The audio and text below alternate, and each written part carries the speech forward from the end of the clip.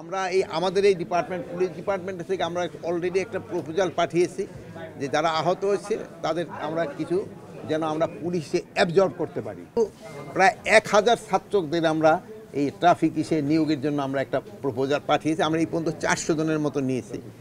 5 তারিখের পর থেকে 5, 6, 7 পর্যন্ত তো কোনো সরকারই ছিল না। ইনফ্যাক্ট ওই সময় কোনো আপনারই বলছে ওই সময় তো এই সরকার টেক ওভারই করে নাই।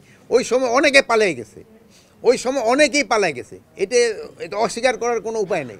আমাদের এই ডিপার্টমেন্ট পুলিশ ডিপার্টমেন্ট থেকে আমরা অলরেডি একটা প্রপোজাল পাঠিয়েছি যে যারা আহত হয়েছে তাদের আমরা কিছু যেন আমরা পুলিশে অ্যাবজর্ব করতে পারি, আমরা তাদের একটা কর্মসংস্থানের জন্য একটা ব্যবস্থা করতে পারি।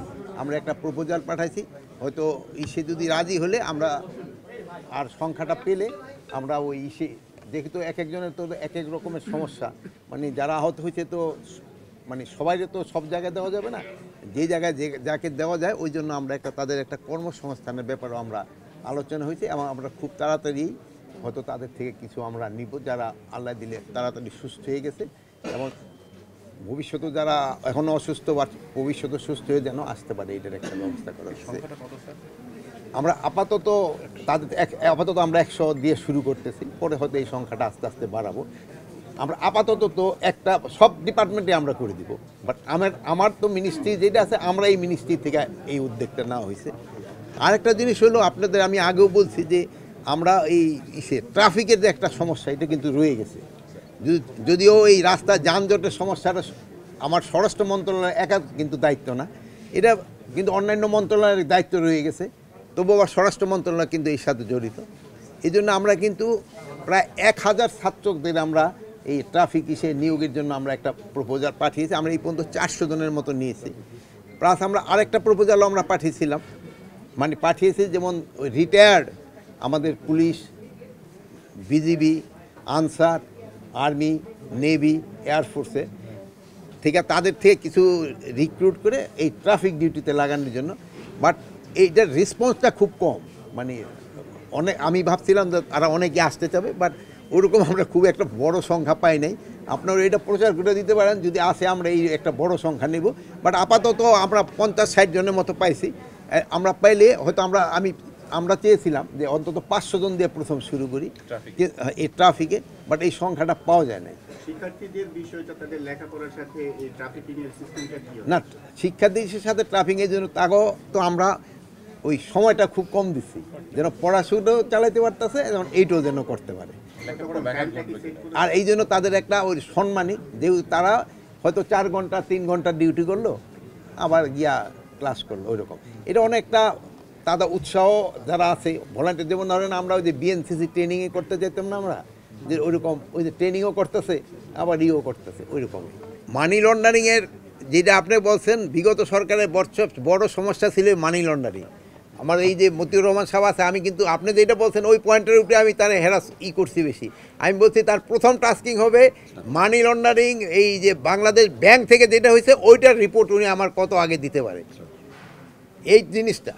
আর মানি লন্ডারিংটা আমাকে সবচেয়ে বেশি হয়েছে, এটা নিয়ে আমি বলছি তারা যত তাড়াতাড়ি রিপোর্টটা দিতে পারে। এখন হলে যদি তারা ইনভেস্টিগেশনই করে, সময় ক্ষেপণ করে কোনো লাভ নাই। আমি একটা রিপোর্ট চাই যে কারা কারা এটার সাথে জড়িত। এখন আমি ওই যদি ইনভেস্টিগেশন করতে আমার 1.5-2 বছর 3 বছর চলে যায়, ওইটার তো কোনো কার্যকরিতাই থাকে না সেই সময়। এই জন্য ওনাকে ইনস্ট্রাকশন দেওয়া যত তাড়াতাড়ি সম্ভব।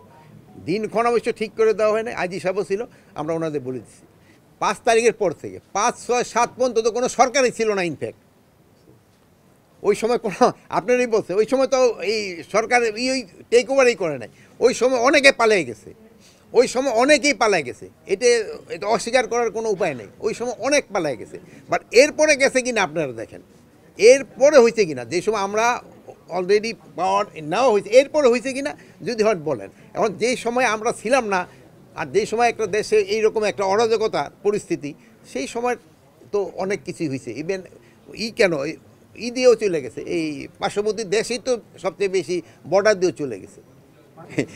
5 মাসে আমরা কি করতে পারছি কি করতে পারি নাই। আপনারা জানেন যে 5 মাস আগে আমাদের পুলিশের অবস্থা কী ছিল, আমাদের আনসারের অবস্থা কী ছিল, আমাদের অন্যান্য এই যে কি বলে এই বিজিবি, তারপরে অন্যান্য যে বাহিনীগুলি, এদের অবস্থা কী ছিল। ওর থেকে কি এখন অবস্থা ভালো হয় নাই?